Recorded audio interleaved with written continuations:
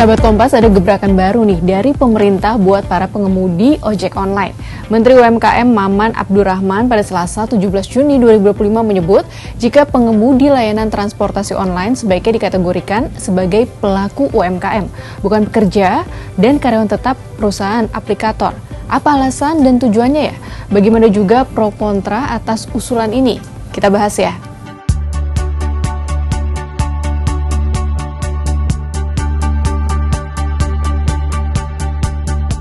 Kementerian UMKM memperkirakan ada lebih kurang 5 juta orang yang bekerja sebagai pengemudi layanan transportasi daring di semua platform. 30 hingga 40% diantaranya tergolong pengemudi aktif. Sisanya diduga menjadikan pekerjaan itu sebagai sampingan. Ia juga menyebut sebagian dari pengemudi layanan transportasi daring juga berasal dari lulusan SMA atau SMK. Dengan demikian, seandainya seluruh pengemudi dikategorikan sebagai karyawan tetap, dirasa tidak akan bisa.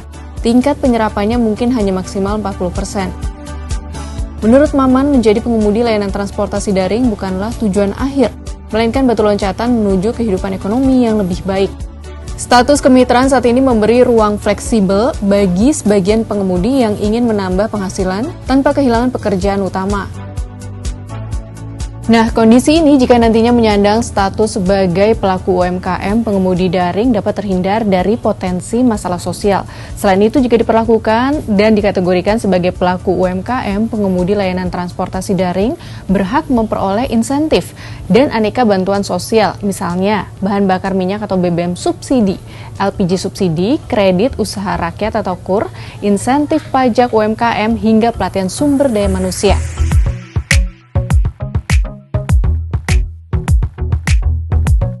Usulan pengemudi ojol sebagai pelaku UMKM sepertinya direspons positif oleh Country Managing Director Grab Indonesia, Neneng Gunadi. Ia menyebut jika di Spanyol porsi pengemudi yang bisa diserap menjadi karyawan tetap aplikator hanya 17%. Di Swiss, porsi pengemudi yang terserap hanya 33%. Menurut Neneng, karyawan tetap juga biasanya bekerja dalam durasi waktu yang terstruktur atau tidak fleksibel. Dan faktanya, tidak semua pengemudi senang bekerja dengan model kerja seperti ini. Ia juga mengklaim jika Grab hadir untuk menjadi bantalan sosial dan alternatif pekerjaan di tengah ketidakpastian ekonomi. Sementara itu, respons yang berseberangan datang dari analis Indonesia Labour Institute Rexon Silaban.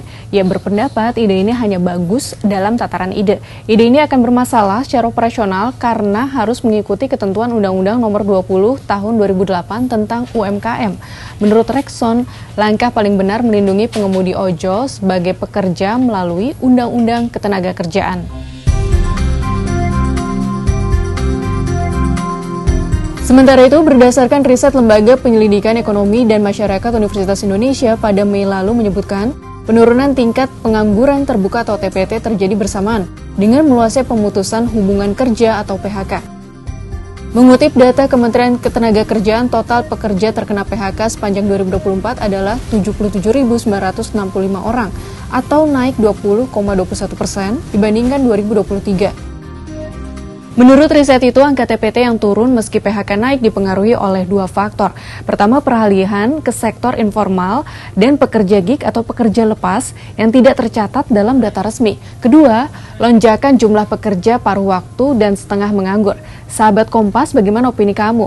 Apakah lebih setuju jika pengemudi transportasi daring berstatus pekerja atau pelaku UMKM?